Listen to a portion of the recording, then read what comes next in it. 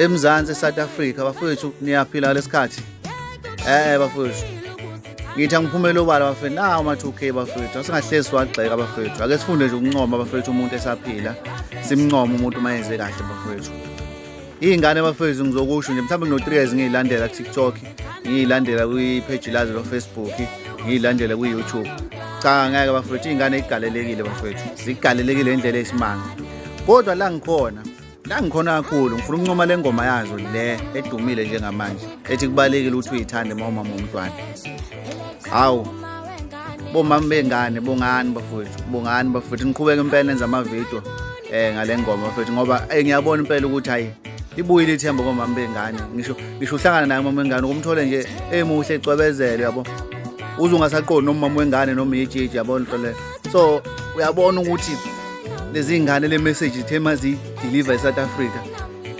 yafike yahlala kubantu yabakha babuye kuyithemba yabo ngoba ngempela yazi lento ingabukeki ukuthi ingane kade uyazi ukukhula nayo endaweni noma udadewenu umazi ukukhula naye ngokuthola nje ingane yodwa umthole manje useyitixa manje akasazwani namanzi nangendlela asegqoka ngayo nje sengathi salukwazana yabo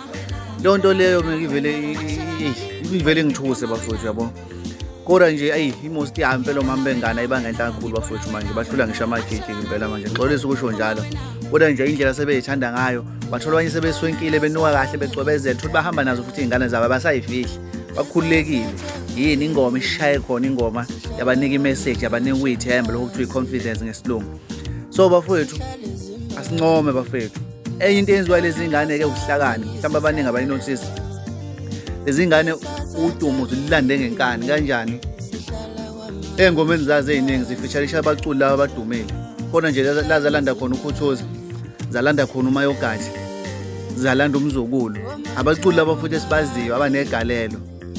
ayizoza nje uMzukulu la kangena khona manje inkuzi yakwaZulu mayisingena ithi ngesiponono sami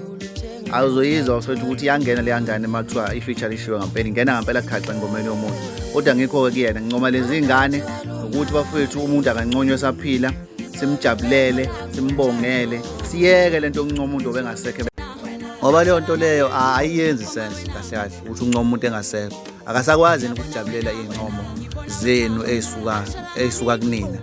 lento eyenziwa abantu ukuthi sebencoma umuntu kakhulu bengasekho emhlabeni kade bembone enza kahle phambi kwabo bengamncoma yabo nawe lento ukuyibona uma ngabe yenzeka kini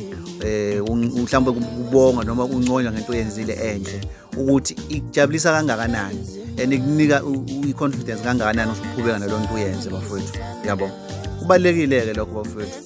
ungaba nomona umuntu ube nenhliziyo ebukhuni umbongele umuntu wakini umngane wakho umbongele nje umuntu ngenhliziyo emhlophe qwa nawe uphumelela ephupheni lakho leli olufisayo noma leli obheke kulona angibonge bafowethu ngalesikhathi sibe nosuku oluhle bafowethu amen.